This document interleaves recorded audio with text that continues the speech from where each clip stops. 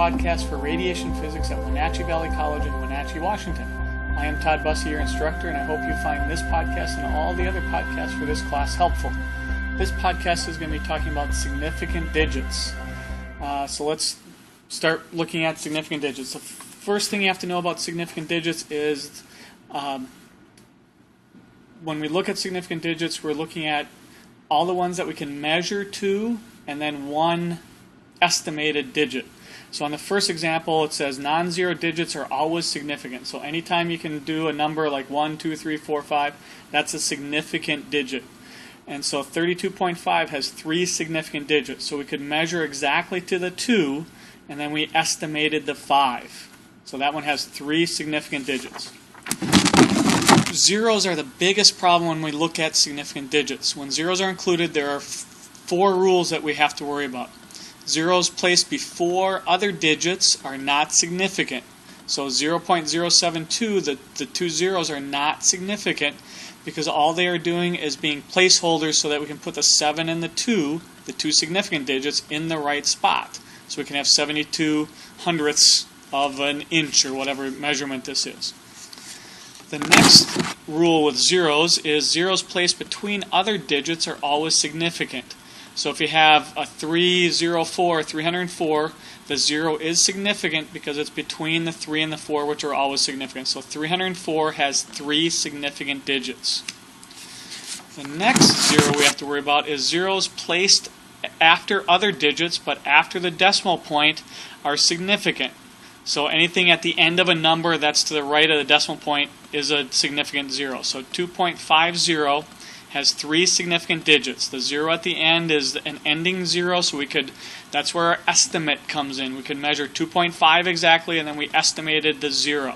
So that's going to be a significant number.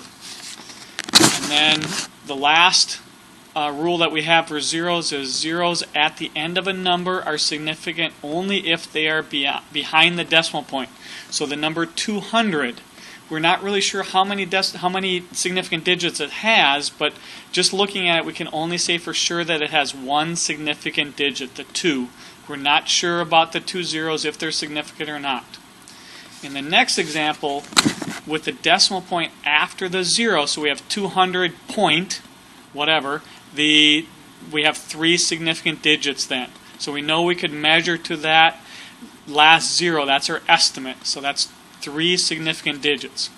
If we needed to have 2 significant digits with this number, we'd have to put it in scientific notation, which we'll talk about in one of the next podcasts. So we'd have to go 2.0 times 10 to the second has 2 significant digits because the 0 is an ending 0 after the decimal point. A word about rounding. In this class, we're going to use the normal rounding technique that you've had probably through most of your school.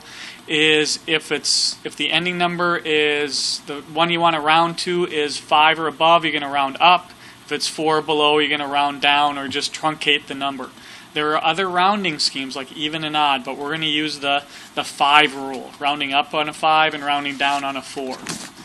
When we're using significant digits in rounding, we want to keep at least 1 extra digit. So if we know in our answer we have to have 2 significant digits, we're going to keep 3 or 4 digits and then round at the very end in our final calculation. So we want to have some extra digits in there while we're calculating so that we can keep our significant digits correct.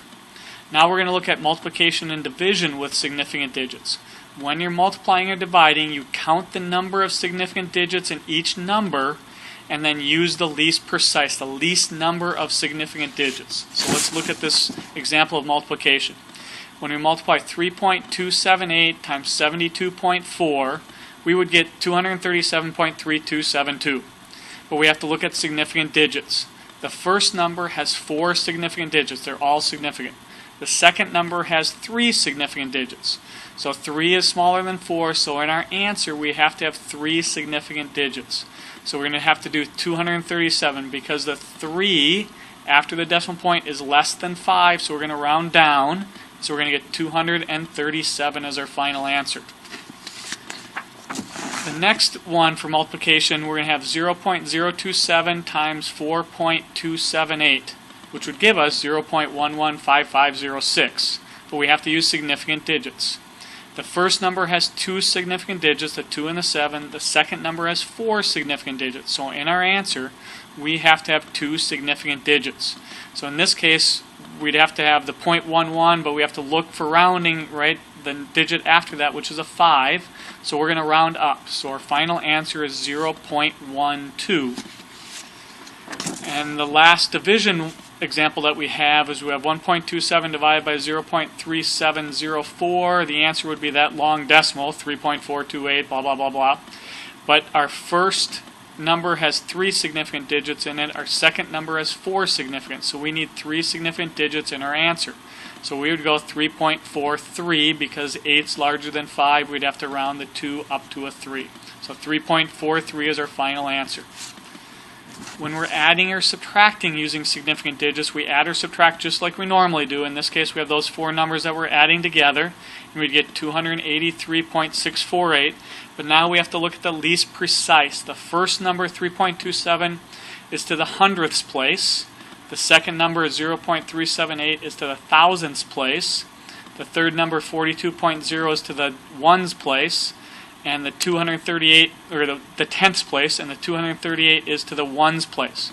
The least precise number that we would round to is the units place, the ones place.